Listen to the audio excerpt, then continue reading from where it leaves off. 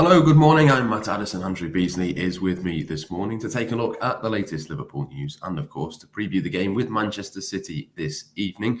It's been a long time since I did one of these morning streams. It's been a long time as well since Liverpool were in action. I'm sure the people at home are equally as excited about both of those things returning today. Let us know in the comments who you want to see in the Liverpool team tonight, what you think the score might be as well. But whilst people are doing that, Andrew, I suppose the first question's an easy one. It's good to have Liverpool and domestic football back. Yeah, absolutely. I mean, I'll be honest, I enjoyed the World Cup a lot. I mean, from a football perspective, all the on-pitch stuff, let's leave the off-pitch stuff aside for now. I thought it was one of the best international tournaments there's been, particularly with the final, with the extra time and everything that happened there. So it's not like I've sort of been desperately waiting for domestic football to come back. But of course, it's great. I mean, and to kick off with such a big game as well, just sort of brings it all back in sort of spectacular style for Liverpool. I mean, doesn't really get any bigger than this, but in this competition, certainly. So, it's going to be a fascinating game. And I think Liverpool have got quite a good chance, but we'll obviously have to see about that. Yeah, it's a hard one to predict. I will get a prediction from you at the end, but it's quite hard to know which way it's going to go, isn't it? I mean, Blinders wasn't particularly giving much away about who might be back and who might play. Pep Guardiola's had a moan a week or so ago about not having any players available, but then it kind of looks like a few of them might be back. I think Nathan Ake, for example, was back in training. Looks like he might play it. It looks like City might be slightly stronger than what Pep Guardiola was trying to say they might be a few days ago. But again, we don't know quite how strong. We don't know quite where all of these players are up to. I mean, I have to be honest, I've not seen any of the other matches in the Carabao Cup this week, but it's going to be weird to sort of just see whereabouts these players are in terms of coming back after the World Cup. You assume they wouldn't have lost any sharpness or wouldn't be particularly tired. It probably is the right balance, but it's an unprecedented situation. So until we see what this game looks like, it could be a bit of a strange one. Yeah, I think it was Guardiola who said the guys who've been at the World Cup are probably sharper than the players that haven't. You know, obviously they've had extra football, but they've kept going. They haven't stopped and restarted. They've sort of been consistently, on their game in that sense. But I mean, Manchester City, their players played more minutes at the World Cup than any other club. So you'd have to think that would take a bit of a toll, and whether any of them can be sort of risk tonight. I mean, certainly they're not going to play, Alvarez, who was in the final, and I'm sure Liverpool aren't going to play Konate. But I think both teams will go fairly strong. I mean, in terms of the Liverpool team, I mean, as I'm sure as you saw, like 10 players started both of the friendlies. The only change was Carvalho started one on the left, and Oxlade-Chamberlain started the other on the left of the front three. And aside from that, it was the same 10 players in the other positions. So you'd have to imagine the majority of those 10 players are going to be playing tonight because they've been preparing for this in the friendlies. So I wouldn't expect sort of wild changes from that. But it's going to be interesting to see how quickly the players at the World Cup are brought back in on, well, both these sides and obviously all the sides. I mean, like you, I haven't really been watching the Carabao Cup this week. I've seen the scores and the results and things. But I think it says everything for the sort of how important this game is that City are the favourites for the Carabao Cup and Liverpool are the third favourites, even though they've got a really difficult tie here. Because obviously Manchester United are still in, Newcastle are still in, and obviously they're having a good season. But sort of beyond that, there aren't teams that, Manchester City or Liverpool should be too concerned about should they get through. So this obviously isn't a final as a sort of cliche that gets trotted out. But clearly, whoever wins tonight stands a very good chance of, at least getting to the final and then sort of going from there. Yeah, it's similar in both domestic cups, isn't it? I think City knocked out Chelsea in the previous round. Brighton knocked out Arsenal, but in the FA Cup, I'm pretty sure City have got Chelsea in that as well. So it's going to be sort of interesting on both fronts. But like you say, if Liverpool do get through, it's a real opportunity for them. And in a season where, let's be honest, they're not going to win the league, they've got Real Madrid in the Champions League, the domestic cups could quickly become quite important to them.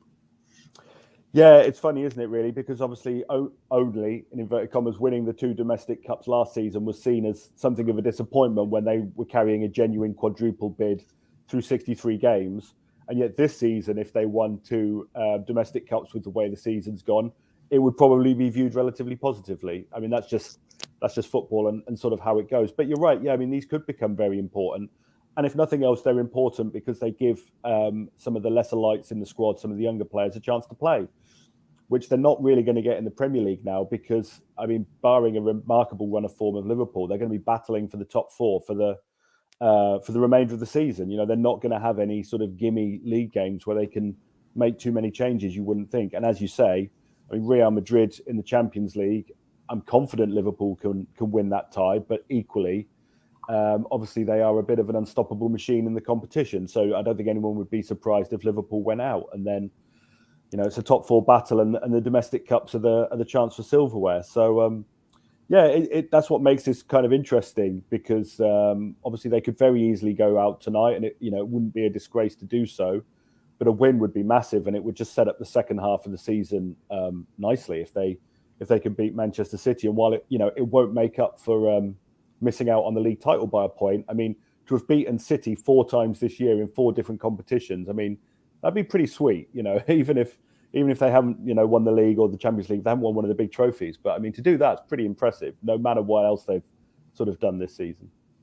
Yeah, it does kind of feel a little bit like the Community Shield to me. Obviously, that's the first one after pre-season. Yeah. This wasn't pre-season, but it was a mid-season tour, and we don't quite know what each team is going to look like. We don't quite know which players are going to play. It does kind of feel a little bit similar, but yeah, I'm sure Liverpool would take a similar result as well. But let's talk a little bit about the team selection. And we've said before that it probably is going to look a little bit similar to, or very similar to what it was in the 2 friendlies. So I think we can probably sort of guess. I mean, it will be Kelleher in goal. You imagine it would be something like Robertson and Milner at fullback, Gomez and Matip at centre-back.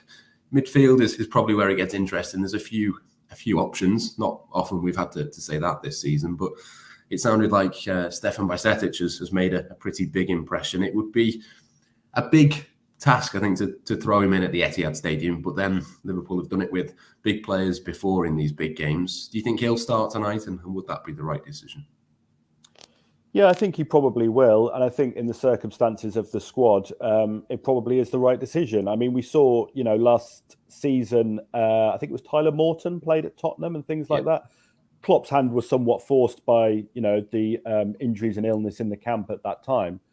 But he's not afraid to put these young players in. I mean, I think he's got a lot of faith in Bajcetic. And so I wouldn't be surprised at all to see him start tonight because, I mean, what a test, and all right, he may not pass that test tonight, but what an experience for him to play Manchester City away from home. It'll be an incredible experience for him, learning, help with his development and stuff like that, whatever happens.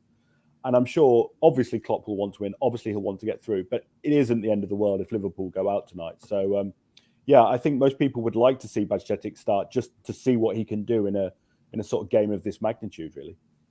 Yeah, he's a really, really good player. And Bobby Clark and Ben Doak getting lots of praise from Pep Lijnders in the press conference yesterday as well, which was interesting. I know he does love working with the young players. I'd be surprised if Clark or Doak started, but possibly could be on the bench and could be options for Liverpool. But the rest of the team then in the forward line, I suppose Roberto Firmino and Mohamed Salah, pretty certain to start, you'd say. But then that third place a little bit up for grabs. I think personally I would go with Fabio Carvalho and leave Darwin Núñez off the bench, but I suppose Alex Oxlade-Chamberlain is an option there as well. It's interesting to see which way he goes. That's probably the most unpredictable area across the pitch, I would say.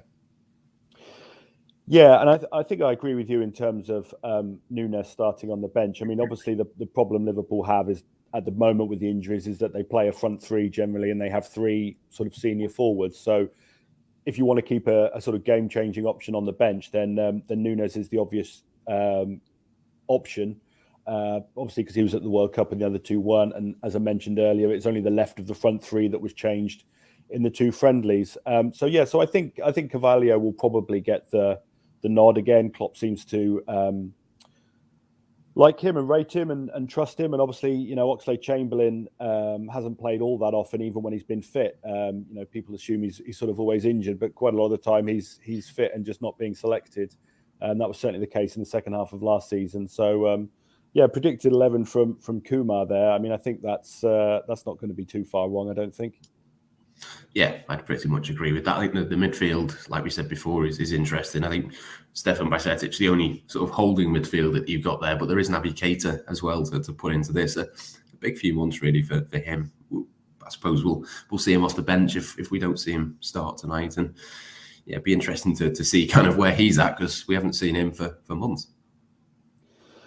Yeah, I mean, how often have Liverpool fans and writers written about sort of, this is Naby Keita's chance to show what he could do, and coming back from an injury and things like that. And you'd have to think from now he's sort of playing to impress his next club rather than to sort of achieve anything too much with Liverpool. But Liverpool could probably take advantage of that. I mean, I'm sure he won't be short of offers, but clearly if he can have a good second half of the season, it will only sort of help, because teams won't have failed to notice how many injuries he's had over the years and how little he's played. Who is he? Who even is he? As the comment there says.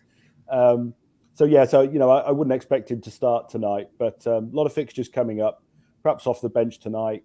Probably start the Wolves game, the other cup game that's coming up in I've lost all track of time. A week, 10 days, whenever it is, relatively soon.